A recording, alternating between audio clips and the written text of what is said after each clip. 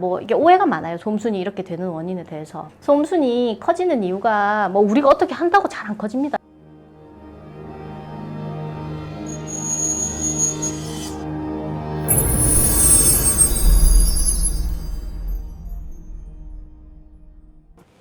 안녕하세요. 해운대 메디우먼에서 일하고 있는 산부인과 전문의 이영진입니다. 지난 편을 보셨는지 모르겠어요. 지난 편에는 어떤 부분이 소음순이고 그게 어떤 부분이 불편해서 병원에 오시게 되는지 그런 데 대해서 저희가 공감을 한번 해봤었고요. 오늘은 소음순 자체가 이제 비대한 게 나만 그런 건가? 아니고 그러면 또 뭘 잘못해서 지금 이렇게 된 건가? 그렇게 오해하시는 분들이 많거든요. 그래서 제가 그런 부분 오해를 조금 풀어드리고 생각보다 흔한 일이다. 이거는 우리가 뭐 본인이 잘못한 문제도 아니고 부끄러운 문제가 아니니까 우리 한번 같이 얘기를 해보자. 뭐 이렇게 거기에 대해서 얘기를 한번 해볼까 해요. 소음순을 상담 오시는 분들은 대부분 본인이 이제 오셔서 나만 이렇게 생긴 건가요? 저만 유독 좀 심한 것 같아요. 이런 얘기를 되게 많이 하세요. 그래서 요새는 결국 수술을 많이 받는 분들이 보통 20대 초반이 많은데 왁싱을 좀 많이 하고요. 그리고 또 성적으로 관심이 있는 분들도 있어요. 그쪽으로 관심이 있고 내 모습이 어떻게 생겼는지 좀 궁금하기도 하고, 그리고 자기 거를 유심히 보다 보면 이제 화들짝 놀라는 사람들이 있어요. 이게 이렇게 흉측하게 생겼다니, 그렇게 생각을 하시고, 그리고 또 이제 우리 왁싱을 많이 하시니까 왁싱샵 사장님이 거의 뭐 이 통계 전문가 아니겠습니까? 그래서 이제 진단을 내려주세요. 그분들이 보기에도 수많은 사람을 왁싱을 했는데 이 사람은 진짜 좀 심하다.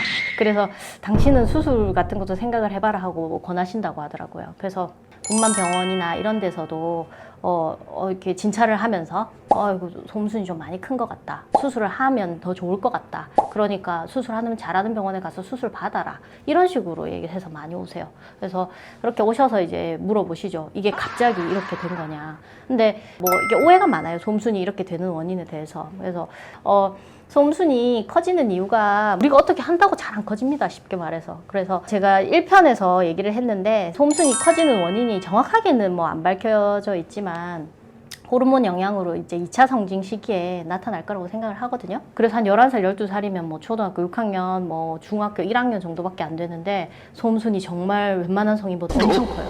그래서 따님이 많이 불편하다고 하나요? 이러면 애들 반응이 뭐 그냥 그래요. 그냥 몰라? 뭐 이렇게 얘기하거든요. 아직 어리니까. 그래서 따님이 불편하다고 하지 않으면 이건 병이 아니다. 그래서 사춘기 때문에 그렇게 된 거다. 어머님이 예전에 봤을 때는 사춘기 이전이고 지금은 사춘기가 와서 그런 거다.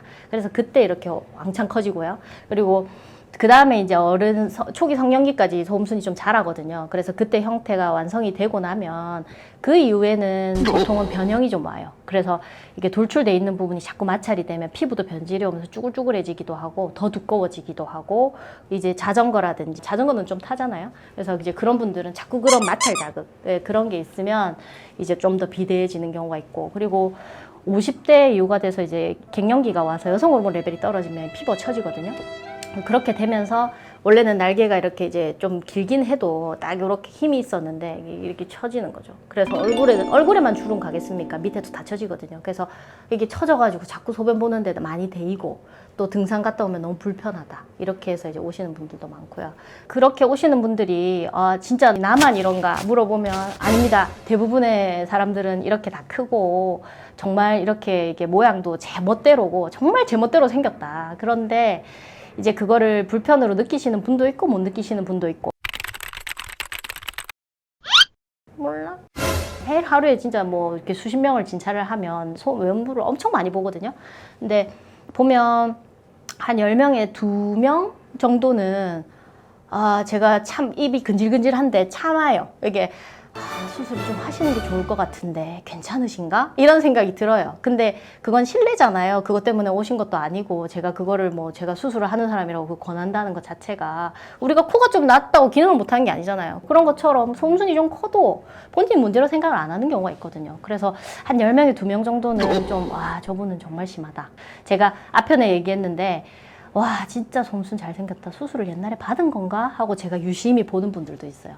그런 분들이 근데 잘 없어요. 그런 분들은 10명에 1명은 없고요. 제가 보기에는 진짜 잘생겼다는 한 500명에 한 명 정도, 500명에서 1000명에 한 명 있고, 아, 그래도 이 정도면 솜순도 날렵하고 크게 뭐 삶에 불편함은 없겠다 하는 분은 한 10명에 2명, 한 10명에 한 8명 정도는 상당히 불편을 느낄 것 같고, 불편을 개선할 방법도 있고, 이제 그렇게 하면 삶이 좀 편안해지지 않을까. 그래서 솜순 비대가 있는 분은 너무 많고, 또 수술을 하고 회복해야 되는 기간도 있고 하기 때문에 아무나 이렇게 수술을 먼저 생각할 수는 없으니까, 만약에 이제 상담을 받지 못하시는 분들은 옷을 또 너무 타이트하게 입지 않는 방법이 있고요. 그리고 이게 속옷 같은 경우도 우리가 이제 이렇게 여자들은 알아요. 이렇게 한창 예쁠 때는 속옷도 되게 예쁜 걸 입는단 말이에요. 예쁘고 면적도 좁고 이게 합성 섬유로 된 예쁜 막 이런 걸 입는데, 그런 거는 이제 땀 흡수도 잘 안 되고 분비물 흡수가 잘 안 돼요. 그래서 그런 걸 입으시는 분들, 또 그리고 팬티 라이너 같은 거를 속옷이 지저분해지는 게 싫어서 늘 하시는 분들이 있거든요. 근데 그렇게 하면 자꾸 간지러워요. 그래서 그런 분들 같은 경우는 그런 패드를 일상적으로 하지 않는 거, 그리고 또 너무 꽉 끼고 통풍이 안 되는 옷을 입지 않는 거, 스타킹이라든지 꽉 끼는 청바지. 그래서 일단은 그렇게 해서 옷을 조금 여유가 되고 통풍이 좀 잘 되는 옷을 입어보는 방법이 있을 거고요. 이게 관계를 할 때 그 부분이 이렇게 상대한테 보일까봐 너무 컴플렉스다, 뭐 이렇게 얘기를 하시는 분들도 간혹은 있는데, 뭐 어두운 데서 하고 하면 볼 일이 없으니까 사실은 그렇게 해서 회피해 보는 방법도 있을 거고, 그리고 자전거나 이렇게 있고 쿵쾅거리는, 이렇게 자꾸 짓누르는 운동 같은 게 착색이라든지 아니면 늘어짐을 좀 더 심하게 만드니까, 운동을 하시더라도 그런 종류가 아닌 다른 방법으로 좀 바꿔보는 방법에서 해결하시면 좋을 것 같아요. 그래서 솜순은 뭐 아까 말씀드렸듯이 뭐 다 너무 다양하게 생겼고요. 그게 부끄러울 것도 없고, 생각보다 그쪽에 이렇게 길이가 길고 비대해도 또 뭐 이게 우리가 성적 파트너가 있으면 매력적으로 느낀다고도 하거든요. 우리가 이거 누구나 비대가 어느 정도 있는데 그게 문제가 되지 않고 누구에게나 있는 일이고, 내가 불편하면 해결해야 될 문제지 뭐 나만 이런 것도 아니고 이게 병도 아니다.